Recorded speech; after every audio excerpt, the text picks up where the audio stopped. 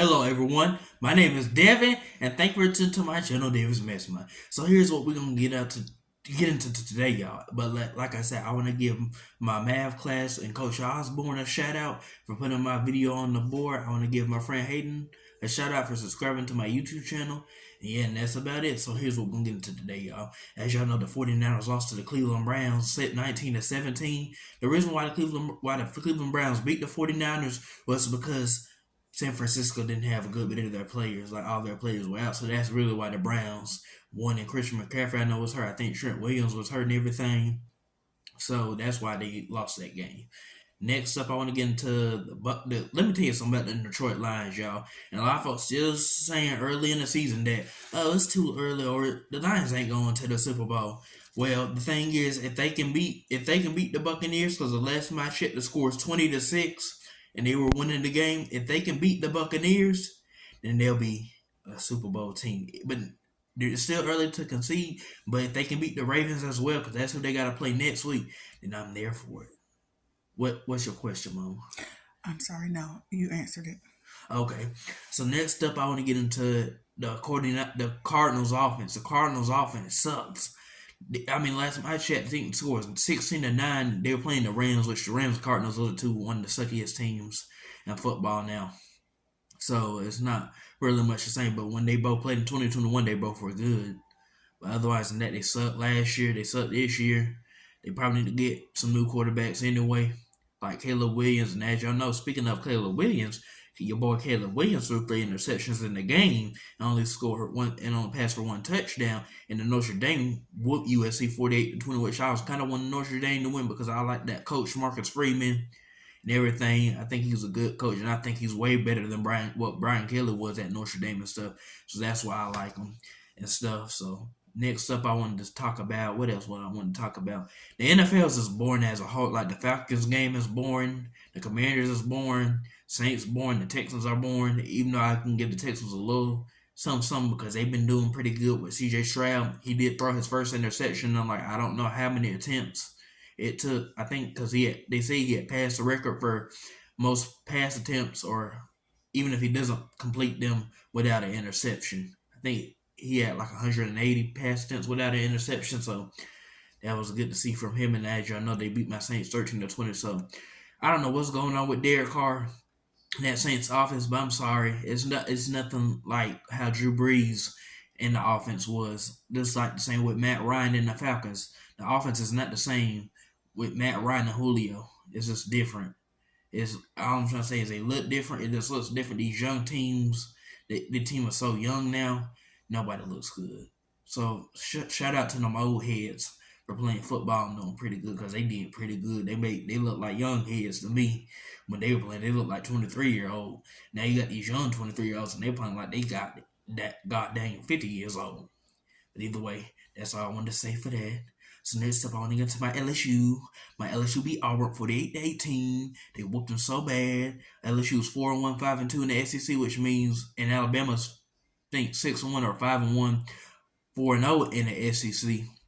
So all LSU has to do is not beat Ohio State. I'm gonna get into that later. All they have to do is beat Alabama on November 4th, and that'll be a great game to see. If LSU can win that, LSU will likely be in the championship, but they'll have to win out, like beat Texas A&M and whoever else is on their schedule and stuff.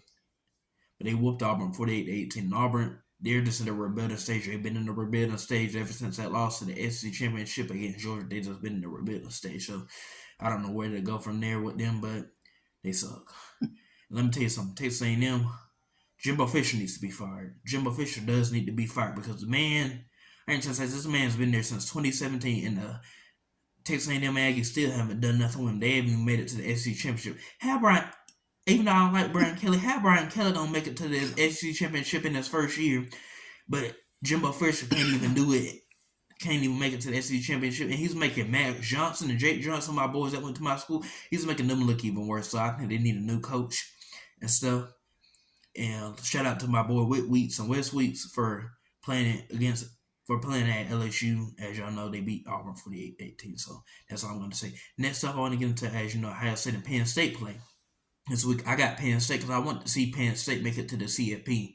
I thought USC was going to be that team that hasn't made it to the CFP to make it to the CFP, but it looks like that's not happening.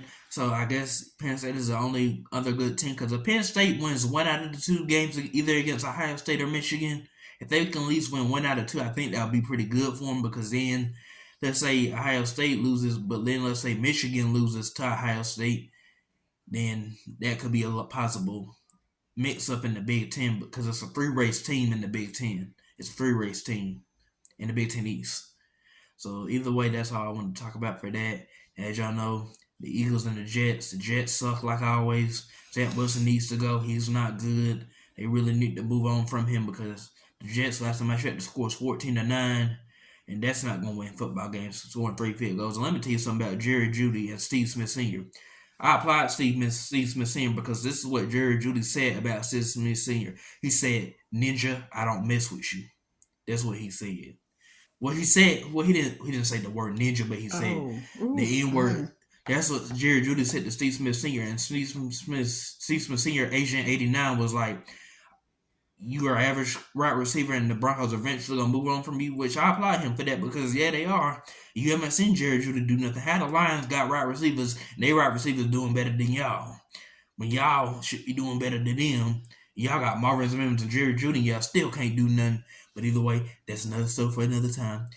Next up, I want to get into, as you know, the Bucks and the Celtics. Those are the two favorites because Drew Holiday went to the Celtics and Damian Lillard went to the Milwaukee Bucks. So those are going to be two good basketball teams. I think the Heat is right there aligned with them. Then the 76ers. Then in the Western Conference, I think, what else? I think in the Western Conference it's the Denver Nuggets again with the Warriors, the Lakers, the Grizzlies, since they got Marcus Smart trade from the Boston Celtics, and also the Boston Celtics got Kristaps Porzingis.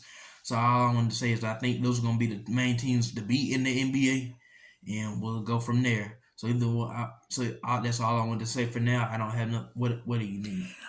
Are you gonna sing your last ride song for the Cowboys? Oh yeah, I'm gonna sing my last ride for the Cowboys.